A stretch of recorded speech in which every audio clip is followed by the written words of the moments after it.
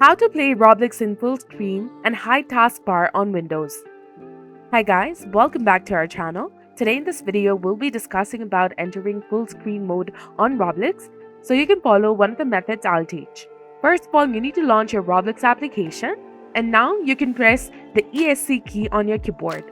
Or you can go to settings menu and scroll down to full screen option and make sure that it's turned on. Alternatively, you can also press Shift plus F11 key on your keyboard in order to enter full screen as well.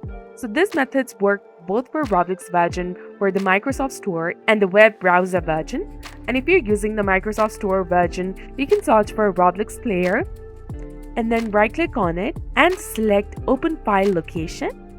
Right-click on it and select Properties. Go to Compatibility tab and check the Disable Full Screen Optimizations and select Run this program as an administrator and then click on OK to apply changes. And if you're still having issues, search for Add or Remove Programs, and from the list that appears, select Roblox Player and then click on Uninstall. Also search for Microsoft Store and then reinstall Roblox. Finally, you can restart your computer and the problem should be resolved.